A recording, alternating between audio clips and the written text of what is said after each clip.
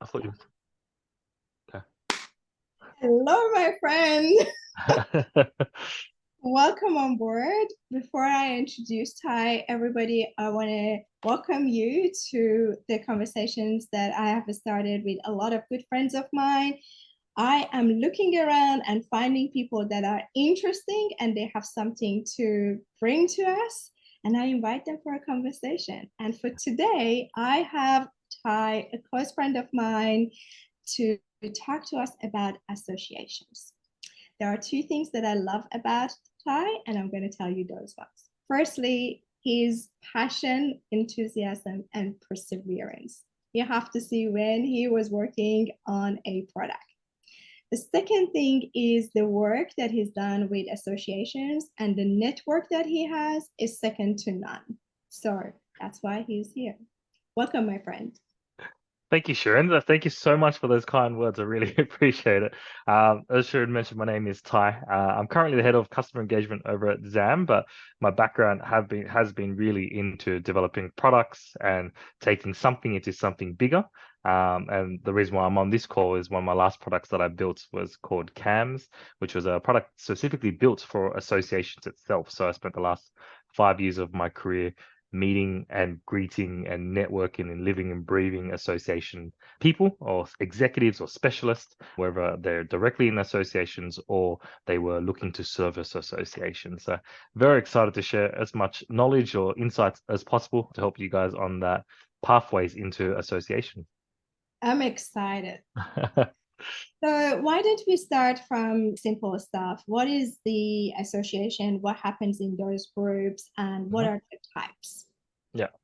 I think the best way to look at an association is essentially a community governed by a body that is represented by the community itself to nurture, grow, and govern a special group of individuals. So I think the best way associations really came into, I guess, not power, but in terms of growth during COVID, when no one knew what was going on. So imagine the hospitality industry, no one knew if they were opening, whether they were closing, what the rules and regulations were.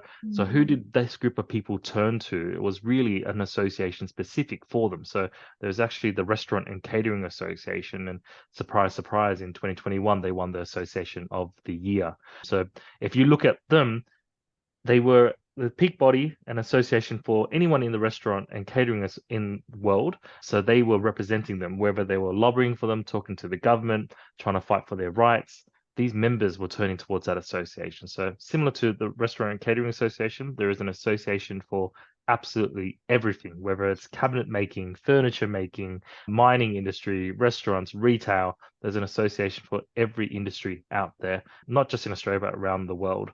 But if you split them, there are colleges, there are industry specific, there are just association leaders, there's an association group. So I think there's 6 or 7 different types of associations. I think the one that you told me and made me laugh was Yeah. the Association of Associations. Yeah. What was that?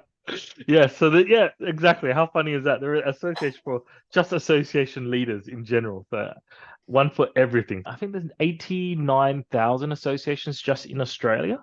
I think associations contribute for about $5 billion within the economy itself. So absolutely amazing what they do. What is the benefit of joining that apart from getting news and being in the know as what's going on? There are so many different engagements. So if you look at an association, they get their reoccurring members coming through, and that's the core way that they make revenue. But to keep people coming back, they have to constantly think of new ways to create member services. How do they engage their members? And that's always been a big topic, and why associations sort of engaged with myself and with the products that I was building was how to Mm. track member engagement. So how they do it is, number one was there's events. So their lifeblood runs on events itself. So they probably run about an event every month, as well as a major conference every quarter, and then a massive annual event every single year. And they give away awards and stuff like that. On top of that, to get people coming back all the time, they need to constantly be upskilling their members. They're the ones that are accrediting certifications or giving away awards to their members so their members can carry on these certifications for their jobs. So they would run training courses, CPD points, which is continuous professional development, as well as running mentorship through these courses itself. So connecting their lower tier members with their senior members, for instance, and they create this, I guess, this safe place for people to connect and engage with each other on. Amazing. Mm, A lot of my clients are senior managers, leaders in the business that mhm, they have reached a solid point in their career and mhm, they are past the necessities of life. They purchase the houses and the cars, and kids mhm, are starting to go to school and high school. And it's the time for them to give back. And one of mhm, the things that I teach when it comes to authentic networking or just normal human networking is that when you go to a circle, don't go to just take something, see what mhm, you can give to that mhm, group. mhm. So, what are the ways that they can contribute to these associations and these groups simply? Mhm. That's a great question. And I think these are what associations are looking for. So yeah, I think there's some of these associations have been around for decades. Some of these associations are about 50, 60, 70 years old.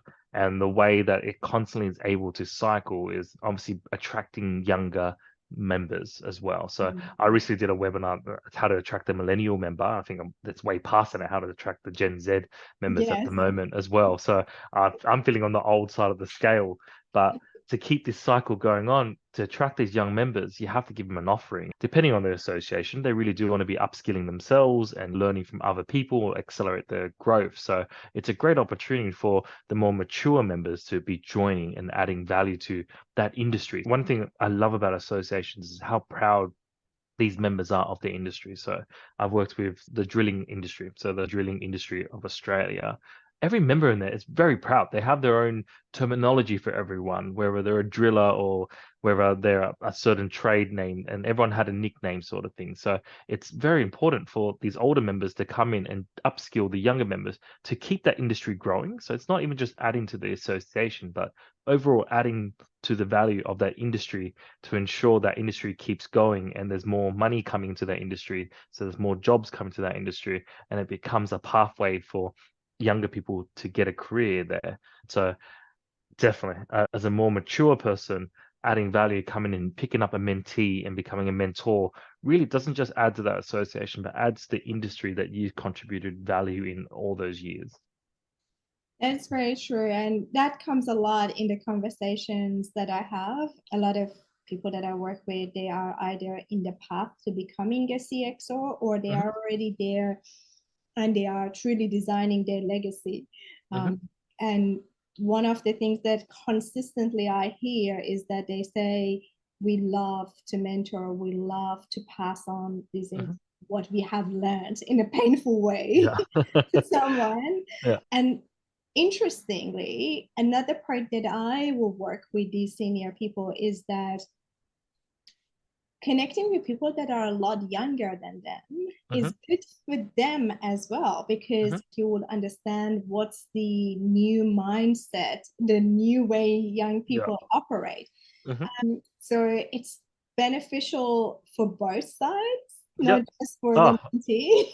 100% agree with you there. It helps you stay relevant as well as staying up to date on what's going on there. I think as a tip, if you're going to join an association to contribute, I think coming in with an open mind is crucial. An open mind to learning is absolutely crucial as well as contributing. And I think you said you always say something to me when it comes to networking is walk into and see what you can give instead of what you can take.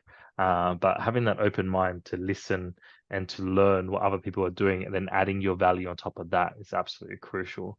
So I think also with associations is there are no competitors in this space, which is what I love about it. So when you get into a room with 10 other association leaders, no one's really competing for their members because they have their members' interests at heart, right? So there's only one drilling association, for instance. So they're constantly talking about what are you doing for your members next year? What are you doing your members this year? I tried this, I tried that. So it's constantly an energy of uplifting and improving each other. Because at the end of the day, it's about growing the industries and growing the Australian economy in my eyes. Yeah. How interesting. That's actually a Mm. really good point. Yeah. A question about different associations. Can someone Mhm. be in multiple associations or something that is not their craft? My craft used to be business transformation, Mhm. and now I have gone more towards executive coaching. Can I Mhm. be in multiple associations? You definitely can, as long as it makes sense, right? So there's an association for surgeons, for instance. There's no point for me or yourself to be part of that association because it really is specific to that industry or that one singular profession. But Mm. I guess there are open associations out there that welcome absolutely everyone to come and get involved. But actually, as I say those words, maybe the College for Surgeons, for instance, are looking for a board member. So there's a different entry path there, a board member with revenue experience or commercial experience, operational experience to come in and advise how they should be growing that association. So you might not be able to join as a member, but there are other ways to contribute with that association as well if you obviously see fit there. You mentioned entry points. What Mhm. are the different entry points? Yeah, Now I'm standing here taking notes. there are so many different entry points into an association, I guess. So the number one point starting from the bottom level is becoming a member. And that's, becoming a member, want to learn, want to upskill, want to leverage all the member benefits in there. I was talking to you the other day, it actually doesn't just stop there. There are different entry points for different people depending on your skill sets and your skill levels as well. But how an association is set up, and it's an association, well, they actually have a certain governing body, they have a certain board of directors that can compile from people within the industry to hear from the voice to develop specific courses, but also associations leverage other industry experts or other experts within different domains to help them run that association. So you'll generally see a CEO potentially might be the face of that association because they were part of that membership before, but he needs advice from, say, someone from the finance or from sales or from events or from legals to help, I guess, create a strong board so they can run that business and keep that growing. So there's different entry points, Because as it's I mentioned. definitely a business, it's not a Yeah. community. Do they run as a PTY Ltd? So they run as a non-for-profit, but to See. keep that in mind, the non-for-profit is definitely just a tax status. They still have to bring in revenue because otherwise, if they can't bring in revenue, it means there's no courses, there's no events, and there's no members. There's nothing sustaining there. So you'd find that most associations are run very financially wise and mature. A lot of their assets would come from property, and they will own the buildings and offices that they're actually living in and stuff like that too, and invest in portfolios. So you'd find some associations like the Grain Growers Association of Australia, they actually don't charge their members and they run events and courses and they don't charge anything. Main reason why is that they are self-sustained. They have an investment portfolio that's been positioned by their board. Funds will come through the investment portfolio, so they're able to keep this growing and become the voice of all the grain growers of Australia, which is a massive, massive industry, by the way. Yeah, And it's a very smart business model because 100%. Yeah. the funds will be working Hmm. in the background and they truly can serve their members. Yeah, Smart. I like 100%. So it's all about doing what's right for your members there. Amazing. Mm. Is there anything else that we need to know and learn about associations? Because you have been working with them for years. Yeah. I, my main thing about associations is never being scared. Don't create this big thing of associations itself. They are regular people with a passion to do what's right for either your members or the industry that they live and breathe in, and the economy itself, and creating more and more jobs for the younger. That's the biggest tip I got. My first engagement with associations was actually at a conference, and I was an exhibitor trying to sell a product that was sort of just made up and trying to make sure that added value to them. And I don't know if you guys have been to these conferences before, but being on the seller side of things, it can get quite daunting, and people try to avoid you and they don't want to talk to you because there's hundreds of other people selling there.